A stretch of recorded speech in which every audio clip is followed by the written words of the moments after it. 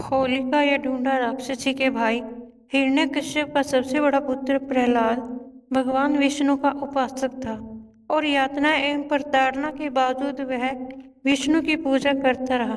क्रोधित होकर हिरण्यकश्यप ने अपनी बहन होलिका से कहा कि वह अपनी गोद में प्रहलाद को लेकर प्रज्वलित अग्नि में चली जाए, क्योंकि होलिका को वरदान था कि वह अग्नि में नहीं जलेगी।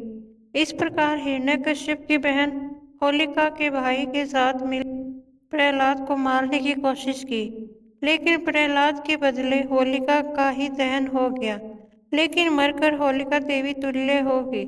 होलिका दहन के उपरांत होली की भस्म शरीर पर लेपन करने और लेपन करते समय निम्न मंत्रोच्चार का विधान है।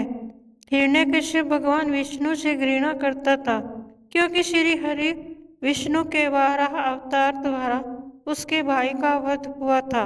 अतः उसने तपस्या द्वारा ब्रह्मा जी को प्रसन्न करके यह वरदान प्राप्त किया कि न वह किसी मनुष्य द्वारा मारा जा सकेगा, न पशु द्वारा, न दिन में मारा जा सकेगा, न रात में, न घर के अंदर न बाहर, न किसी अस्त्र के प्रहार से, न किसी शस्त्र के प्रहार से उसके प्राणों को कोई डर रहेगा। इस वरदान प्राप्ति के बाद अपने राज्य में विष्णु पूजा पर प्रतिबंध लगा दिया, क्योंकि वह अपने आप को अजय मानते हुए खुद को ही ईश्वर मानने लगा।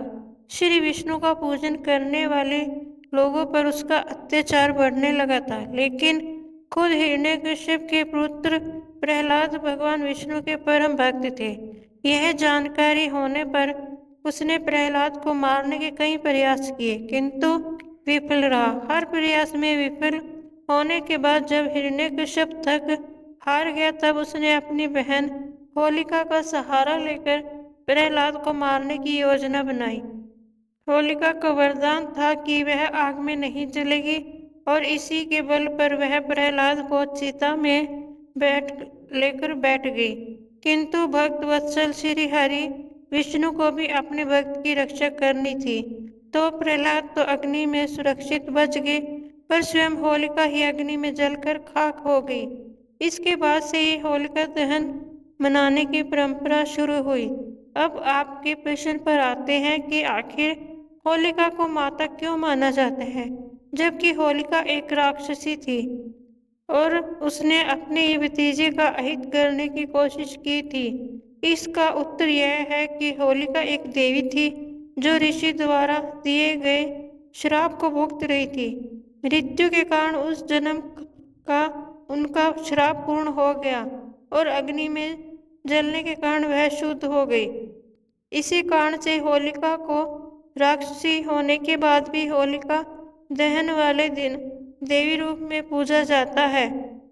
माना जाता है कि होलिका दहन वाले दिन अग्नि में नवान डालने से होलिका देवी की कृपा बनी रहती है। एक महत्वपूर्ण बात और अग्नि के चक्कर लगाने से कष्ट मिट जाते हैं।